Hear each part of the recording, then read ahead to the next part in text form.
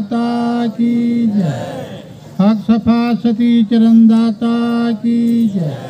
सुहागिल साईं दाता की जय। सतरूप साईं दाता की जय। सब संतन की जय। बोलता चेतन हंस की जय। बोलो सद्गुरु दीन दयाल की जय।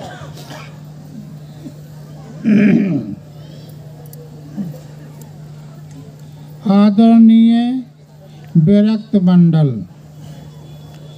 प्रिय हंस समाज, आज हम सब लोग तपोभूमि कोइलाहा धाम में सद्गुरु की कार्तिक अमावस्या की आरती कर रहे हैं। ये आरती परंपरा के रूप में साईं पंथ में होती चली आई है। मोहन शाह दाता के ज़माने में चारों शिष्य मिलकर के इसका विधान बनाया और वो सारे पंथ में सप्तमी को, अमावस को, गुरु पूर्णिमा को इस तरह से आरती होती चली आई है। मोहन शाह दाता ने कहा है, मन मारिए पकड़ के लय चल प्रीतम पास, मन हराम को जीतिए सोई मोहन खास।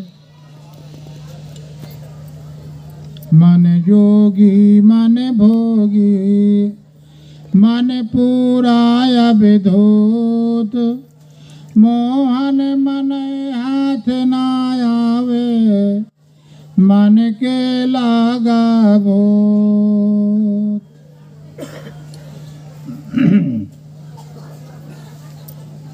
तो मन क्या है? पहले पंच भौतिक शरीर के अंदर इंद्रियां हैं,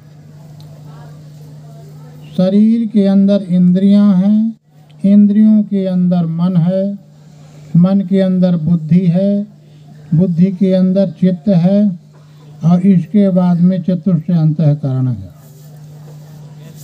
शरीर का संबंध मन का संबंध बहुत घनिष्ठ है। कोई भी कार्य जब हम करते हैं तो मन के द्वारा ही करते हैं। मन इन इंद्रियों का, शरीर का राजा है। तो मन क्या है? 5 तत्व 3 गुण, इसका समुच्चय मन कहलाता है। जहाँ हम मनन करते हैं, जहाँ हम विचार करते हैं, जहाँ हम संकल्प विकल्प करते हैं, तो इस धारा को मन कहा गया है। मन शरीर के अंदर इंद्रियों में रमण करता है। जब ये ऊर्ध्वगामी होता है तो इसके अंदर विचार आ जाता है, क्योंकि 9 दरवाजे खुले हैं। 9 दरवाजे में होकर के ये अपना कार्य करता है। 9 दरवाजे वही हैं जिनके द्वारा हम देखते हैं, सुनते हैं, चखते हैं, देखते हैं, स्पर्श करते हैं। ये दरवाजे कुछ ऊपर हैं और कुछ नीचे हैं। एक दरवाज़ा 10वां दरवाज़ा है जो अव्यक्त रूप से ब्रह्मांड के ऊपर है। संतों ने इसका बड़ा वर्णन किया है, परंतु मन बिना भक्ति के, बिना विचार के, बिना सत्संग के नहीं शुद्ध होता। इसको सद्गुरु की जरूरत पड़ती है। जैसे बंदर है तो उसको कलंदर की जरूरत पड़ती है। तो मन को शुद्ध करने के लिए हमें सद्गुरु की जरूरत पड़ती है, ग्रंथों की जरूरत पड़ती है, संगत की जरूरत पड़ती है और विचार फिर हमारे अंदर आता है। जब हम विचार से परिपूर्ण होते हैं तो हम मन की हरकत को देखने लगते हैं। उसी को दृष्टाभ्यास कहा गया है। महात्मा बुद्ध ने कहा है अप्त दीपो भव, आप स्वयं अपने दिया बनो, प्रकाश बनो। महावीर ने कहा है कि जब तक हम करुणा में नहीं उतरेंगे, जब तक हम सम्यक विचार में नहीं उतरेंगे, तब तक हमारा मन बाहर घूमता रहेगा।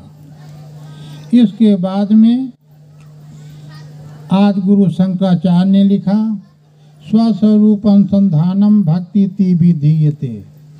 भक्ति क्या है? स्वस्वरूप का अनुसंधान करना ही भक्ति है। इसके बाद में नानक ने कहा ये मन की काई जब तक नहीं मिटती तो मनुष्य का हृदय साफ नहीं होता। सदगुरु कबीर ने लिखा है ये मन तो निर्मल भया जैसे गंगा नीर, अब पीछे पीछे हरि फिरे कहे कबीर कबीर। गुरु रविदास ने लिखा है प्रभु तुम चंदन हम पानी, आप चंदन हैं हम पानी हैं, आप ज्योति हैं हम दिया हैं, आप फूल हैं हम धागा हैं। तो इस तरह से ऐसी भक्ति करे रविदासा, प्रभु तुम स्वामी हम दासा। तो हर संतों ने मन के विषय में विचार किया है, मन को समझाने की कोशिश की है, मन को शांत करने की कोशिश की है, परंतु मन अनादिकाल से भटकता चला आया है, क्योंकि ये नीचे की तरफ बहता है, ये शरीर की तरफ बहता है, संकल्प विकल्प में बहता है। इसलिए सारे संतों ने, मोहन शाह दाता ने लिखा है मने मारिए पकड़ के ले चल प्रीतम पास। प्रीतम कौन है? जो सबसे प्रिय है, जो मन का दृष्टा है, जो मन को सोचता है, जो मन को देखता है कि मन कहाँ गया। जैसे हम बात करते हैं, चित करते हैं तो टाइम टाइम से मन चला जाता है, हम देखते हैं। तो दृष्टा अभ्यास प्रीतम वही है जहाँ मन की जड़ लगी हुई है। यदि हम दृष्टा ना हो, दृष्टा हो जाएं तो मन में कोई ऐसी संकल्प शक्ति नहीं है कि जो तुमको नीचे गिराए, परंतु जब हम उसको शक्ति देते हैं तो धीरे धीरे कार्य करता है। अब मन पूरा संसार है, ये पूरा संसार मन से निर्मित हुआ है। व्यवहार, शरीर का व्यवहार, वाणी, वचन, बोली, नाना प्रकार के द्वंद्व, राग द्वेष, क्रोध, छल, प्रपंच, जितनी भी धाराएं हैं ये मन से उत्पन्न होता है। ऊंच नीच की भेदभाव, परंतु जब संतों ने इसको समझ लिया है कि सबसे बड़ा चोर यही है, तो मोहन शाह दाता ने लिख दिया कि मन जोगी मन भोगी। मन जब ऊर्ध्वमुखी होता है, शुद्ध होता है, शांत होता है, जब आप दृष्टा होते हैं तो क्या होता है? मन जोगी हो जाता है, इसके अंदर बैराग भर जाता है, ये बैराग से ओतप्रोत हो जाता है। अब मन भोगी, जब मन नीचे की तरफ उतरता है तो ये नाना प्रकार से शब्द, विषय, स्पर्श, रूप, रसगंध, नाना प्रकार से विषय वासनाओं में अटकता है। अमोहन मने हाथ ना आवे, अमन के लागा भूत। ये पंच तत्व के शरीर में ये मन एक भूत है। भूत का मतलब ये है कि ये बार बार परेशान करता है और बार बार सोचता है, तो ये हमारा दुश्मन है। बिना सिर पैर का दुश्मन प्रभु निस दिन सताता है, कभी आनंद में ले जा, कभी दुख में गिराता है। परंतु जब हम विवेकवान होते हैं, दृष्टाभ्यास करते हैं, मन को, इंद्रियों को समझ लेते हैं और सूरत हमारे साथ ब्रह्मांड की तरफ जाती है, हम इसके दृष्टा बनते हैं, तो ये शांत हो जाता है।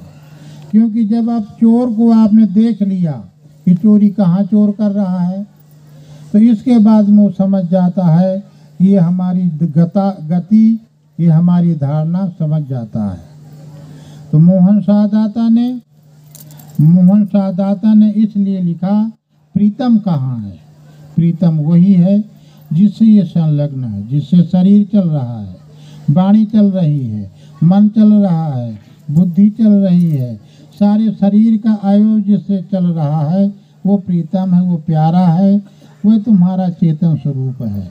यदि आप उसे समझ जाएंगे, स्थिर हो जाएंगे, उसमें टिक जाएंगे, वही गुरु है, वही सदगुरु है। तो इस तरह से मन को शुद्ध करने के लिए संतों ने योग बनाया, भक्ति बनाई, साधना की, शब्द वाणी बनाए और आश्रम की सेवा बनाई। तो ये किस लिए कि किसी भी तरह से मन शुद्ध हो। मन शुद्ध होने के लिए लोग नाना प्रकार का कर्म कांड करते हैं, योग करते हैं, ध्यान साधनाएं करते हैं, परंतु मन की स्थिति जब तक नहीं समझ में आती तो वो भटकता ही रहता है। और मन में कोई शक्ति नहीं है, शक्ति ये तुम्हारी है, ये चेतन की शक्ति है। क्योंकि चेतन की शक्ति नहीं होती तो ये कोई कार्य नहीं कर सकता। तो पहले मन है, फिर बुद्धि है। मन का मतलब मनन करना, बहना बाहर। फिर बुद्धि है, वो सोचती है कि मैं कहाँ जा रहा हूँ, मैं क्या कर रहा हूँ। फिर चित्त है, चित्त अनुसंधान करता है। और इसके बाद में फिर अहंकार है, वो मान लेता है कि मैं हूँ। इस तरह से विचारवान व्यक्ति तन मन से अलग हो जाते हैं। हर हमेशा अपने स्वरूप का चिंतन करो, सद्गुरु का ध्यान हृदय में धारण करो। सद्गुरु के ध्यान से, नाम जप से मन शांत होता है। क्योंकि हक सफा गुरु ने लिखा है, मनमार नाम के खूंटा बांधा, असत्य का दीपक बारी, दिल दरिया भय महल अखंडा, भेंटे अलख मुरारी। तो जो अलख है उसको उलट देना है, मन को नाम के खूंटे में बांधना है। भक्ति इसलिए भक्ति की जाती है, इसलिए सेवा की जाती है, इसलिए चिंतन किया जाता है। तो जब मन को नाम अजपा में बांध देंगे आप, मन मार नाम के खूंटा बांधा, सत्य का दीपक बारी, तो वहाँ पर आपके अंदर एक प्रकाश मिलता है, ज्ञान रूपी प्रकाश। जो साधक, जो भक्त, जो प्रेमी इस गति को जानते हैं, सुमरन की विधि जानते हैं, तो उनका मन शांत हो जाता है। दिल दरियाव, दिल के अंदर दरियाव है और दरियाव में अलख मुरारी है। अलख मुरारी का मतलब जो दिखाई नहीं पड़ता फिर भी वो वहाँ पर तैनात है, उसे हम चेतन स्वरूप कहते हैं, उसे हम स्वस्वरूप कहते हैं, उसे हम शब्द स्वरूप कहते हैं। क्यों? बिना शब्द के कोई कार्य नहीं होता। तो साईं सदगुरु दाता ने लिखा है कि मने मारिए पकड़ के, लय चल प्रीतम पास, मन हराम को जीतिए, सोई मोहन खास। मन जोगी, आप जोगी हैं, मन जोगी की स्थिति धारण करता है। अमन भोगी, अमन पूरा अवधूत, अमोहन मने हाथ ना आवे। तो ये भूत भी है, ये अवधूत भी है, ये योगी भी है, ये भोगी भी है। जितना भी कार्य होता है तो मन के द्वारा होता है। यदि आपका मन उपरांत है तो न कोई कार्य होगा, व्यवहार जरूर होंगे पर उस तरह के कार्य ना होंगे, क्योंकि ये शुद्ध हो जाता है। तो तन को पवित्र रखा जाए सेवा करके, सेवा कर करके तन को पवित्र रखा जाए, मन को पवित्र कर किया जाए शब्द वाणी विचारों के द्वारा। इसके बाद में जब तुम्हारी सूरत ऊर्ध्वमुखी होगी तो सारा क्लेश खत्म हो जाएगा और वहाँ पर ज्ञान का दीपक जलेगा। उस दीपक में आप ओतप्रोत होंगे तो सारा संसार विलय हो जाएगा। आप जैसे जल में कमल रहते हैं इस तरह से रहेंगे। घर गृहस्थी का भाव भी खत्म हो जाएगा। ये जो राग द्वेष है घर गृहस्थी का या विरक्ति का, तो मन के द्वारा ही उत्पन्न होता है, तो ये शांत हो जाएगा। क्लेश शांत हो जाएगा, कल्पना शांत हो जाएगी। कब? जब हम सद्गुरु का सुमरन करेंगे, गुरु का ध्यान करेंगे, दृष्टा अभ्यास करेंगे और इस शरीर का शोधन करेंगे। इसके बाद में अनेक संतों ने मन के ऊपर जाने की बात कही है। जब नीचे आता है तो ये मन होता है, और जब ऊपर जाता है तो ये क्या होती है? सुरत होती है, जिसको हम वृत्ति कहते हैं। सुरत जो है ऊर्ध्वमुखी होती है। और निरत का मतलब होता है देखना। हम देखते हैं, उसे परखते हैं। इसलिए दाता ने लिखा है, निरख ले परख ले ठोंक बाजाए ले, शब्द में मेले हो ज्ञान जागे, नाम का नेम कर गुरु से प्रेम कर, चरण पर ध्यान धर पाप भागे, वरन को छोड़ दे शरण की खोज कर, जहाँ संत हाट बाजार लागे, जहाँ संत हाट बाजार लागे।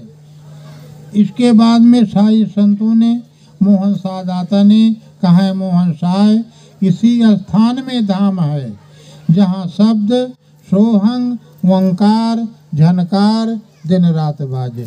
तो अपनी आत्मा, अंदर आत्मा को पहचानो, अपने अंदर आत्मा के निकले हुए शब्दों को पहचानो, मन के शब्दों को छोड़ दिया जाए और सत्संग में रुका जाए। हक सफा मालिक ने लिखा है, जब तन तेरे को दुख आया, तब मन कहे न हो तो सहाया। फिर लिखा, सत्संगत मिलकर ये भाई, तन मन की संशय मिट जाई। सत्संगत में मोर न तोरा, सबका एक है मालिक घोरा। सत्संगत में जाति न पाता, सबका एक है पुरुष विधाता। सत्संगत में करे कुटलाई, और उनके बिगड़ जुगन जुग जाई। तो सत्संग का ये प्रभाव है। सत्संगी जो होता है तो उसका हृदय निर्मल होता है, उसकी वाणी सरल होती है, उसका व्यवहार सरल होता है। यही हमें सद्गुरु मोहन सा दाता ने अपने शब्दों में, वाणियों में बार बार सचेतन किया है कि अपने को शुद्ध रखो, पाक साफ रखो, निर्मल रखो। वही निर्मल स्वरूप है, क्योंकि निर्मलता तभी आती है जब मन ऊर्ध्वमुखी होता है। हक सफा सा दाता फिर लिखते हैं, क्या लिखते हैं मन के विषय में? मालिक ने लिखा, जब तन तेरे को दुख आवा, तब मन कहे न हो सहावा। मन के कहने से नाना प्रकार के कार्य किए जाते हैं। जब शरीर में कोई व्याधा आती है, कोई उपद्रव आता है, कोई घटना आती है, उस समय तो मन अलग हो जाता है और शरीर पिटता रहता है। तो मन की ये गति होती है। इस तरह के बहुत सुंदर संतों ने रास्ता बताया है, और इसके लिए तो फिर आप भक्ति करेंगे, योग करेंगे, उपासना करेंगे, ज्ञान करेंगे, विचार करेंगे। ये इसके शुद्ध करने के उपाय हैं। क्योंकि जब तक ये न किया जाएगा तो मन तो दौड़ता रहेगा।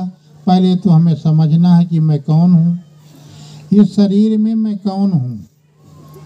मन हूँ, शरीर हूँ, बुद्धि हूँ, विचार हूँ, संकल्प हूँ, विकल्प हूँ। क्योंकि जो उसके द्वारा जो देखा जाता है वो उससे श्रेष्ठ होता है। तो हम मन को भी देखते हैं, मन की चाल को भी देखते हैं, राग को भी देखते हैं, द्वेष को भी देखते हैं। तो इस तरह से मैं जो स्वरूप है, निज स्वरूप है, सत्य स्वरूप है, तो पहले हम अपने को विचार करें कि मैं कौन हूँ, मैं यहाँ किस लिए आया हूँ, हमारा और संसार का संबंध क्या है। ऐसे जब विचार होगा तो ये हृदय निर्मल हो जाएगा और इसके अंदर भक्ति आ जाएगी, अजीव पूर्ण हो जाएगा।